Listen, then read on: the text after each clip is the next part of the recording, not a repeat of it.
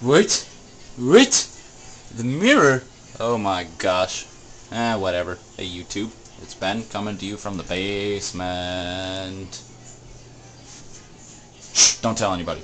Anyway, check this computer out. I'm going to sell it on eBay, but I thought before I sold it, I should do a run-through of it. This is a Gateway 450 ROG. I got the whole screen open right here with a bunch of specs. This is a nice screen, that's for sure. I think it's 15 inches, and it's a 4x3 screen format.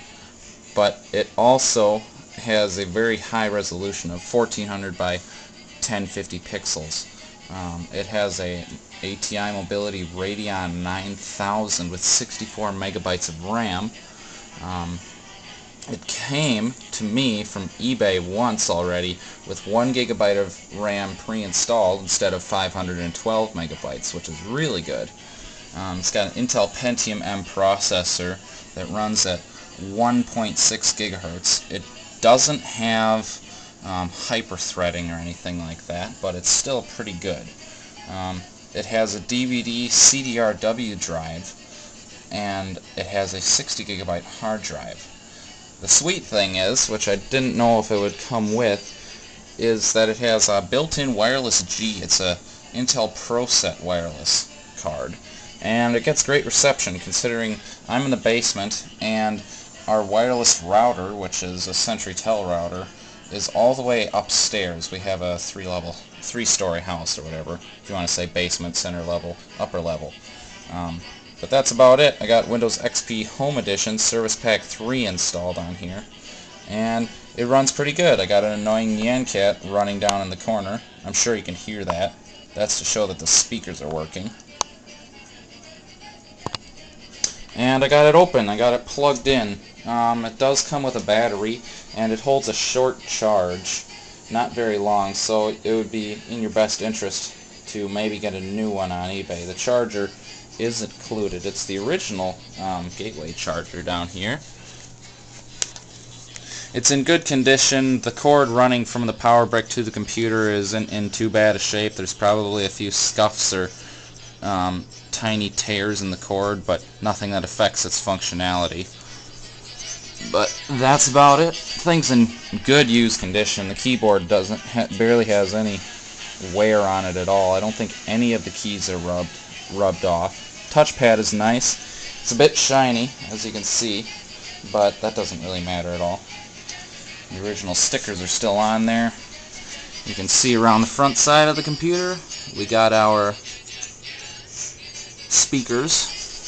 Around the left side of the computer, we got 2 PCM-CIA card slots, USB ports, one 4-pin FireWire port, or IEE 1394, iLink, whatever you want to call it. Got the standard audio jack lineups. I'm sure you can deduce what those are. Along the left or right hand side of the computer, I'll spin the computer a little bit, we got our DVD CDRW drive. Pops open perfectly fine. Plays CDs and DVDs. I didn't test the CD burning functionality, but that shouldn't be a problem because I had to use this to reinstall Windows XP, so works fine. I'll shut the lid now. I'll see what happens here. I don't know what setting I have it on. But the top of the lid is in excellent condition as well. The only problem with this computer is in the top left corner. There's a hairline crack going along the hinges here.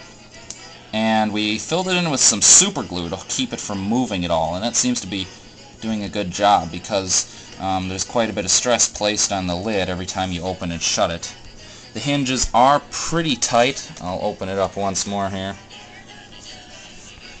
There's a bit of wobble like that, but it still has enough tension or strength to hold it open, you know, while it's in about that position or whatever. And its maximum range of motion is like fully wide, so it can lay flat 180 degrees like so. The only side I didn't catch yet is the back side of the computer, so we'll give it a spin.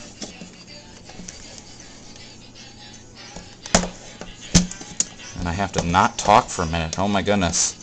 Oh, and the bottom side of the computer. We'll probably give it a shutdown here and a turn on once more.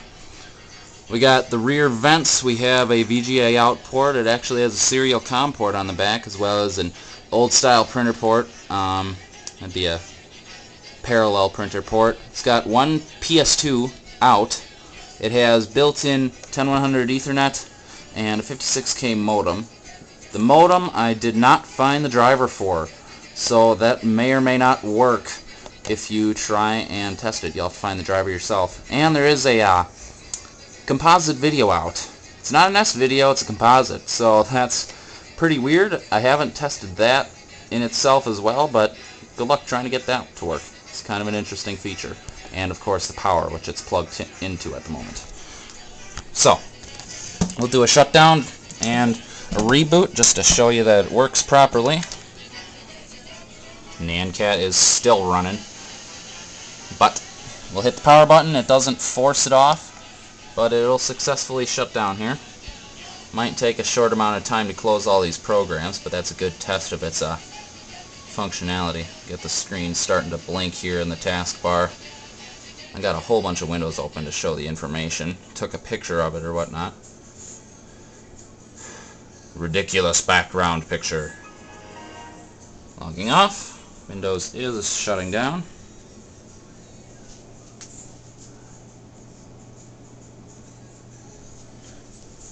We have our status lights running here.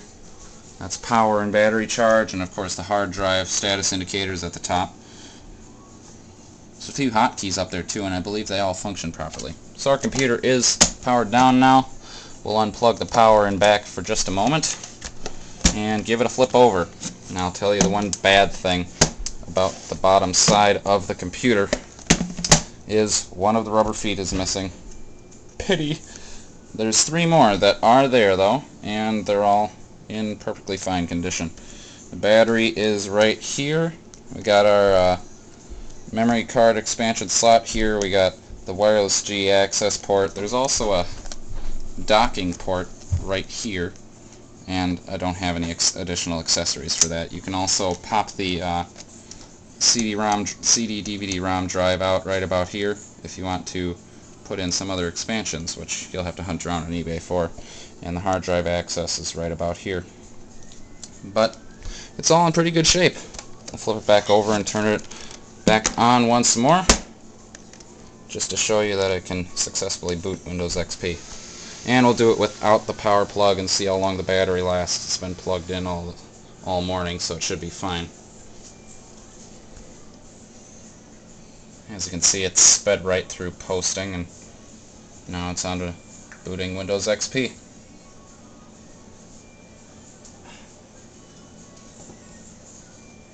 I've run out of things to talk about.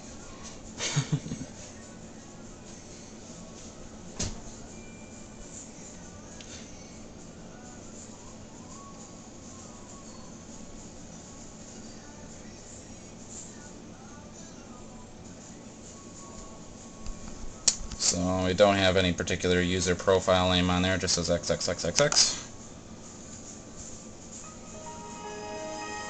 Got our startup noise and the ridiculous background picture as usual. But gets right into Windows properly. Haven't had any problems. This computer does run a little warm, I would say. So it's best to keep it on a hard flat surface. This isn't a computer that you would want to use as a laptop. It has not overheated sitting on my lap when I'm using it, but otherwise it does get quite warm, and the fan gets kind of loud. It's not a very quiet computer once it heats up. But that's about it. My eBay store name is 0.1 bit of electronics. Of is with a 0, 0.1 at the end as well. So this thing's going to be on eBay. I think I gave enough details about it, so we'll just shut her down.